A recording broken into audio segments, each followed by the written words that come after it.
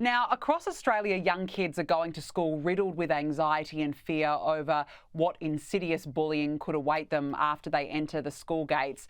According to News Corp's Great Australian Parents Survey, almost half of Aussie kids have been bullied at school, 16% have been bullied online, and at least 7% say it actually has led their child to have suicidal thoughts.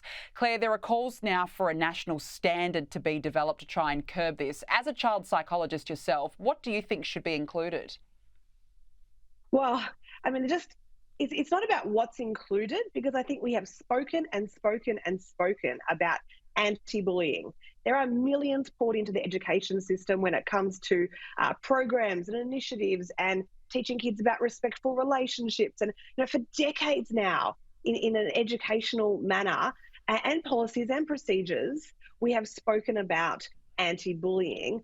For me, it's about when are we going to actually implement things? And it's much like, you talk about current laws these days and whether they're actually implemented. And the same thing goes for these policies of anti-bullying. So, look, the number one thing I would suggest that has to be included is we have to return to some type of policy where there is not just a zero tolerance for bullying, because we talk about that a lot, but immediate and meaningful consequences to the perpetrators of bullying.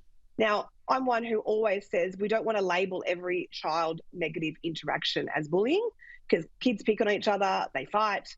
But when it is targeted, relentless harassment and intimidation targeted towards one student, and then we get what they call this restorative justice approach, which essentially means you sit the bully down with the victim time and time again, and we have a nice chat and we try to, be friends again. When are we going to actually just implement consequences to that bully for their actions? So that's got to be the first one. And there's got to be accountability put back on schools. Parents should have a clear pathway to escalate these concerns when bullying is not addressed properly.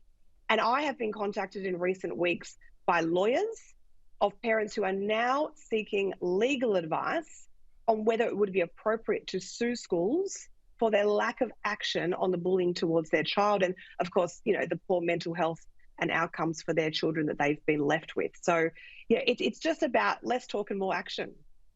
Absolutely. Look, something has to be done. I mean, clearly it's out of control now when you're getting possible lawyers involved. It's ridiculous it's come to this. Now, we're almost out of time. We don't want to Claire. go that way, right? We don't want to go that way of like the US, where everyone sues everyone all the time. And that's what I feel. But parents, they don't feel like they've got any other options. No, it's really sad. Look, Claire, we're almost out of time, but just very quickly, academics and students who attack Zionism can be sanctioned for anti-Semitism under a common definition approved by Australian universities, 30 of them actually, to protect Jewish Australians. Claire, how did it come to this where unis actually have to agree on student safety? Oh, it's ridiculous. I mean, they're agreeing that people shouldn't be harassed, intimidated, made to feel unwelcome because of their cultural race. And now we need a whole drawn up policy and we can't agree on the definitions and so forth. I mean, it is long overdue, but I'll just go back to the previous point and say, okay, we'll put the policy in place. The policy has to educate staff on university campuses of what do you do when you see this anti-Semitism? Is there a safe pathway for reporting it?